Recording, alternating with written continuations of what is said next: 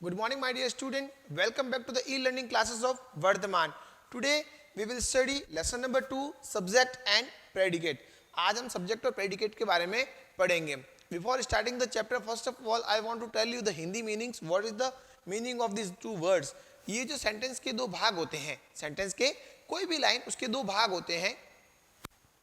एक में जिसके बारे में बात की जाए और एक किसी व्यक्ति के बारे में, किसी प्लेस के बारे में, किसी थिंग्स के बारे में क्या बात की जाए. दो चीजें होती है. क्लियर? तो जिसके बारे में बात की जाती है that is known as subject. कोई भी प्लेस हो, चाहे हम किसी व्यक्ति के बारे में बात कर रहे हैं, चाहे हम किसी जगह के बारे में बात कर रहे हैं, चाहे कोई रिवर के बारे में बात करते हैं. Ganga is the holy river of Hindus. अब यहाँ बात किसकी हो रही है? Specially we are talking about Ganga. Word river is also here, but Ganga के बारे में बात कर रहे हैं. Ravi reads a letter. काम को कौन कर रहा है? रवि. तो सेंटेंस के अंदर दो चीजें होती है, या तो हम किसी के बारे में बात कर रहे होते हैं या कोई व्यक्ति काम को कर रहा होता है. क्लियर? तो लाइन के अंदर in which names of person, things और place in which we are speaking about, जिन चीजों के बारे में हम लोग बात करते हैं that is known as subject. That is known as subject of a sentence. See the define, the part which names a person or thing. Here may be person, place or thing. What will be there? Person. It is not a define of noun. See, noun की define नहीं है. Person, place or things जिसके बारे में हम लोग बात कर रहे हैं that is known as subject of a sentence. Okay? For example, Ravi reads a letter. Ravi letter को पढ़ता है. यहाँ किसी व्यक्ति के बारे में बात हो रही है और वो काम को कर रहा है. तो जो काम को करता है या जिसके बारे में बात हो रही होती है वह सेंटेंस के अंदर सब्जेक्ट होता है. क्लियर? दूसरा predicate, the part which speak about something about subject. इस सब्जेक्ट के बारे में क्या बात हो रही है. सेंटेंस के अंदर जो भी सब्जेक्ट होता है उसके बारे में क्या बात हो रही होती है वो प्रेडिकेट कहलाता है. किसके बारे में? सब्जेक्ट के बारे में जो बात हो रही है. जैसे हम लोग बात करते हैं, हम इसकी डिफाइन में ये भी ले सकते हैं, what is said about subject is known as predicate. Whatever said about the subject in the sentence, that is known as predicate. It may be the another define of the subject, predicate. तो जो काम को करता है या जिसके बारे में बात होती है, it may be name of person, name of place or name of anything. ठीक है? English is my favorite subject. तो यहाँ बात किसकी हो रही है? इंग्लिश की. पर्टिकुलरली हम लोग इंग्लिश के बारे में बात कर रहे हैं. इंग्लिश के बारे में क्या बात कर रहे हैं? Is my favourite subject. तो इंग्लिश को छोड़ के जो पीछे वाला पूरा भाग है वो पूरा भाग प्रेडिकेट होगा. इंग्लिश के बारे में क्या बात हुई, मतलब सब्जेक्ट के बारे में क्या बात हुई, तो वो पूरा भाग प्रेडिकेट कहलाएगा. Clear? This defines you have to write. You may write the define which I speak. जो मैंने बोला वो भी आप लिख सकते हो. And any another define which you like easy from any another book which will be correct, but write and that must be correct. Clear? Exercise number first we will study how to do. Let's see. Underline the subject and circle the predicate. Underline the subject, circle the predicate. आपको करना है उसमें. And the exercise number first example is there. The teacher tells a story. The teacher tells a story in the class every day. The teacher tells a story in the class every day. Number 2, the class did well in the exam. The class is here. See, the class did well in the exam.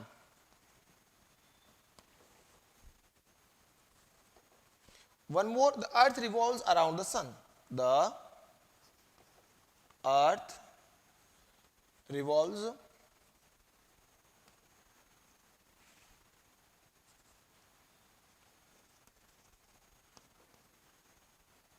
the sun. Clear? The teacher tells a story in the class. यह बात किसकी हो रही है? Person कौन है? The teacher. अच्छा, काम भी वही व्यक्ति कर रहा है. टेल्स बताते हैं. तो जो काम को कर रहा है या जिसके बारे में बात कर रहे हैं स्पेशली है या talking about the teacher. Teacher क्या हो गया? सब्जेक्ट. ये वाला भाग पूरा क्या हो गया? प्रेडिकेट. क्योंकि प्रेडिकेट किसको कहते हैं हम लोग, सब्जेक्ट के बारे में क्या बात हुई, टीचर के बारे में क्या बात हो रही है, यहाँ पर हम कहते हैं कि वो teacher tales story in the class every day, daily जो है हर क्लास के अंदर हर पीरियड में आपको जो है कहानी सुनाता है। तो मीन्स इसके बारे में बात क्या हो रही है, हिंदी नहीं समझेंगे हम, इसके बारे में बात क्या हो रही है वो प्रेडिकेट कहलाएगा। और इंस्ट्रक्शंस क्या दिए गए हैं, अंडरलाइन द सब्जेक्ट, ये जो सब्जेक्ट है इसको सिर्फ अंडरलाइन ही करना है, सर्कल नहीं करना है। सर्कल हम प्रेडिकेट को करेंगे, सर्कल किसे करेंगे, प्रेडिकेट को। क्लियर। नेक्स्ट पढ़ेंगे, the class did well in the exam, class ने डिड अच्छे से काम किया एग्जाम्स के अंदर। तो हम क्वेश्चन सीधा ये पूछेंगे, वो डिड वेल, किसने अच्छा किया, क्योंकि यह बात हो रही है क्लास की। The class did well, sorry again I circle but I should not, ये होगा अंडरलाइन, ये होगा circle. Okay. The earth, what is the earth, revolves around the sun, don't forget no any helping verb, no any main verb, खाना पीना, is are am was were, कोई भी जो है सब्जेक्ट के साथ में नहीं आएगा। क्लियर। द अर्थ सब्जेक्ट है, ये पूरा पूरा प्रेडिकेट कहलाएगा। रिवॉल्व्स अराउंड द सन, तो इन the book notebook while writing what will you do, you have to not write the sentence again, write all the 15 sentence once only, एक बार ही आपको 15 sentence को लिखना है। leave one line after every sentence and do in the first attempt, ऐसा नहीं कि आप first time question लिखो नेक्स्ट टाइम उसमें शो अप करो कि एक बार अंडरलाइन किया और जो अगले क्वेश्चन में करो, no, once only you have to write in this way in which about we are talking in the sentence, जिसके बारे में बात कर रहे हैं वो सब्जेक्ट कहलाएगा। उसके नीचे आपको अंडरलाइन करनी है, बहुत सारे एग्जांपल्स दिए गए हैं, 2 or 3 more examples I am explaining orally.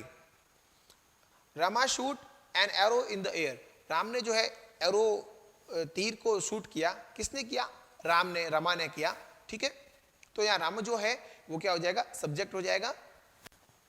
We should learn from our mistake, we should learn from our mistake, तो ये we शब्द जो है वही सब्जेक्ट होगा। Remain should learn from our mistake, that will be predicate. Next example, listen to me carefully, I am speaking all are examples, all the questions which are given in the book.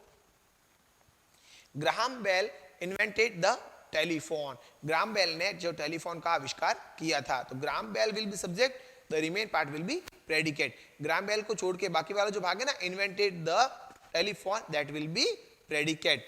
Okay, now the remaining example from 7 to 15, 1 to 6 I had explained कैसे करना है।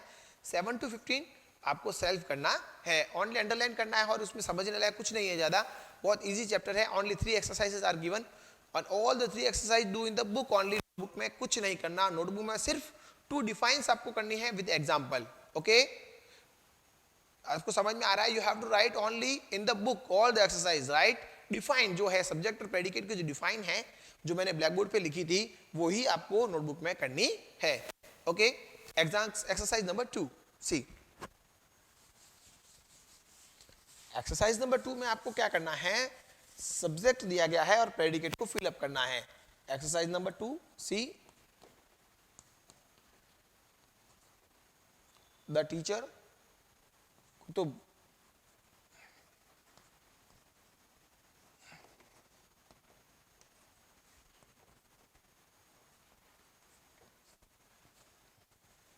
The teacher, अभी हमने एक example जो लिखा था, the teacher tells a story in the class every day, you can apply here also. Clear, but use your little common sense, story की जगह सेंटेंस को चेंज करो, सेंटेंस पूरा ही चेंज करो। The teacher teaches the student, the teacher teaches in the class, the teacher teaches the students, ठीक है, but apply होना चाहिए। The teachers deliver the post नहीं होगा, the teacher deliver the letters नहीं होगा, या पोस्टमैन अगर यहाँ आ जाता तो पोस्टमैन क्या करेगा, जो उसका वर्क है, ऑफिशियल वर्क होता है, टीचर का काम होता है पढ़ाना, पोस्टमैन का काम होता है लेटर्स और पार्सल्स को डिलीवर करना। Clear, Qutubuddin Aibak, you have if you have studied earlier in the SST, Qutubuddin Qutub Minar बनाई थी। The other examples you can't write, I think इतना ही आपको पता होगा क्योंकि आप इसके बारे में ज्यादा नहीं जानते हो, you will study in the 6th और 7th standard. Qutubuddin Aibak build Qutub Minar, नाम आ रहा है आपको, देखो कुतुब मीनार जो एक लंबी सी बिल्डिंग है, हाँ yes, that was made by Qutubuddin Aibak, एक शासक था, ओल्ड पहले के जमाने में था। You will study in 6th standard about him, इसके बारे में, इनके बारे में आप पढ़ेंगे। तो आप क्या लिखेंगे, कुतुबुद्दीन ऐबक बिल्ड द कुतुब मीनार, इन्होंने जो है कुतुब मीनार का निर्माण करवाया था। क्लियर? टीचर के लिए भी आप सेंटेंस को सेल्फ अप्लाई करोगे। टीचर इन द क्लास मतलब आपको क्या दिया गया है, सब्जेक्ट दिया गया है और इसके बारे में आपको लिखना है, प्रेडिकेट लिखना है। Okay, one more, the red fort in Delhi. Delhi के अंदर जो रेड फोर्ट है, जिसको हम लोग रेड फोर्ट मतलब लाल किला है, अब इसके बारे में आप कुछ लाइन लिखो। What will you right? Red fort is, अगर आप पीछे दिल्ली नहीं होता तो आप लिख लेते red fort is in Delhi लिख लेते। What will you right? Red fort in Delhi is a historic fort. Okay, red fort, इसका नाम भी लाल किला है, रेड स्टोन से बना गया है, तो red fort in Delhi is made up of red stone. Clear? तो आपको listen to me, I am not writing here because after that you will listen to me carefully, that is the reason I am not writing here. Okay, red fort is made up of red stone. That red fort in Delhi is a historic fort. ठीक है, ऐतिहासिक building है पुराने जमाने की। Okay, for memory. Dogs, then after what is written here? Dogs, कुछ भी लिखो। I want all the different answers of you. Dogs guard our home at night. ठीक है, dogs are the very faithful animal. But समझने लायक चीज क्या है, यहाँ क्या लिखा हुआ है? डॉग्स। ठीक है, अगर यहाँ डॉग्स की जगह द डॉग होता तो हम लोग क्या लिखते? The dog is a faithful animal. लेकिन डॉग्स तो आप आर लगाओगे, क्या लगाओगे? Are. Dogs are the one of the best friend of human beings. वो हमारे एक अच्छे फ्रेंड्स के अंदर से आते हैं और हम लोग एंजॉय भी काफ़ी ज़्यादा करते हैं। जो छोटे बच्चे होते हैं, पपीज़ होते हैं, हमें उनके छोटे जो बच्चे होते हैं उनका खेलने का मन बहुत ही ज़्यादा होता है। तो they may be a friend, but most importantly dogs are known as faithful. वफादार सबसे ज़्यादा डॉग्स होते हैं। They never forget any of the blessing. कोई भी हम जो किसी पे एहसान कर देते हैं या कोई चीज़ करते हैं, दे नेवर फॉरगेट। क्लियर? तो dogs guard our home at guards our home at night. Again speaking, dogs guard our home at night. Clear? Dogs barks at strangers. Stranger मतलब अजनबी, अजनबी लोग या अनजान लोगों के भौंकते हैं। क्लियर? डॉग्स bark मीन्स भौंकना, bark at the stranger, भौंकते हैं। stranger मतलब अजनबी पे, तो आप अपनी लैंग्वेज में लिखोगे। क्लियर?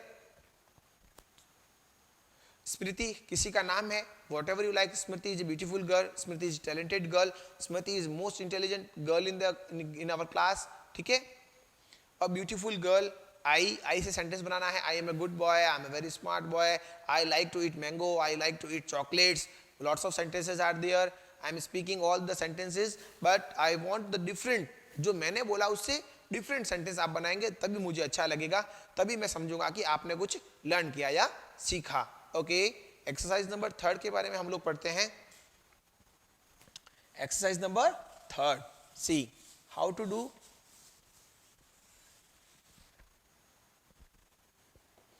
एक्सरसाइज नंबर 3, उसमें आपको क्या करना है? प्रेडिकेट नहीं लिखना है, प्रेडिकेट आपको दिया गया है और सब्जेक्ट लिखना है।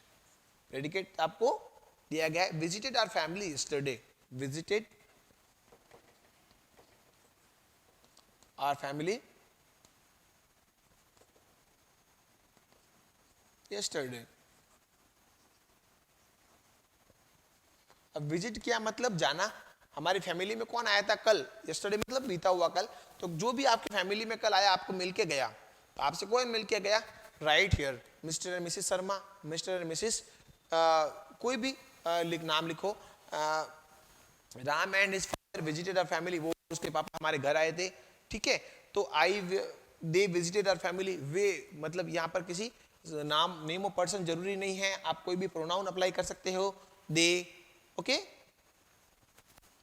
Can speak French fluently. देखो क्या लिखा गया है, she can speak French fluently. अब फ्रेंच बोलना एक लैंग्वेज है, कोई भी बोल सकता है, आप बोल सकते हो, मैं भी बोल सकता हूं, but you must have a knowledge. तो what will you do? I can speak, मैं फ्रेंच, अगर मैं इसको बोल सकता हूं तो मैं क्या लिखूंगा? आई can speak French fluently, like I can speak English fluently. तो मैंने लिखा यहां पर। अब आपको सेंटेंस को पूरा करते समय जरूरी नहीं कि आप बोल सकते हो तभी आपको लिखना है, आप तब भी लिख सकते हो जब आप नहीं बोल सकते हो, बट सेंटेंस कंप्लीट करना है और करेक्ट होना चाहिए। आई कैन स्पीक फ्रेंच फ्लुएंटली, तो यहां मैंने क्या अप्लाई किया? आई, और आप यू भी लिख सकते हो, वी भी लिख सकते हो, दे भी लिख सकते हो, या राम या श्याम किसी नेम ऑफ पर्सन भी लिख सकते हो. Next one you please see,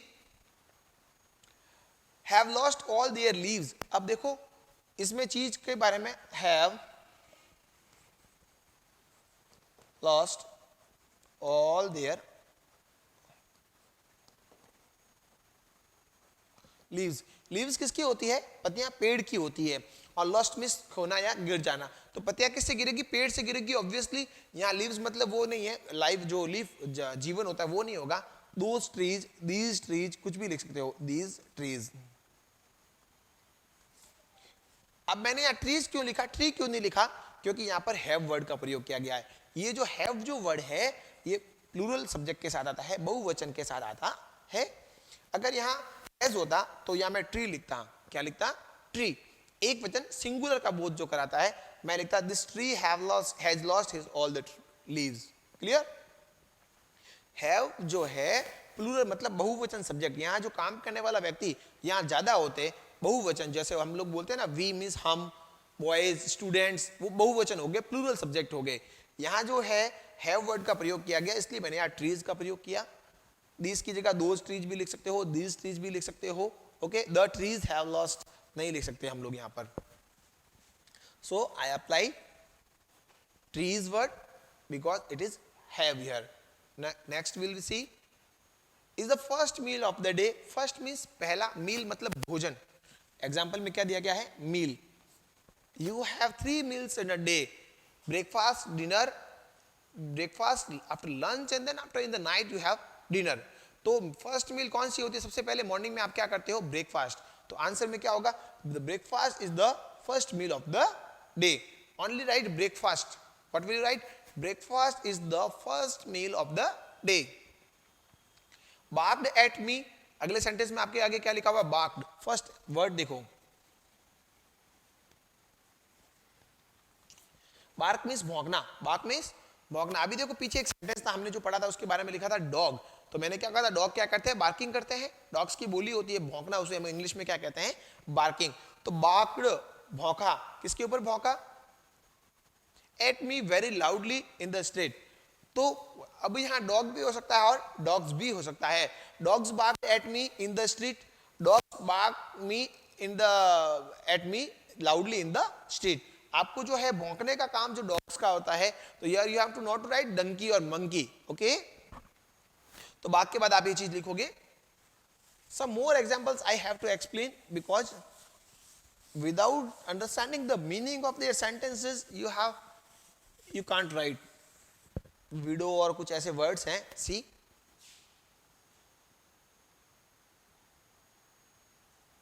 okay, last of these children. ये सेंटेंस मैं आपको समझा देता हूं, अदरवाइज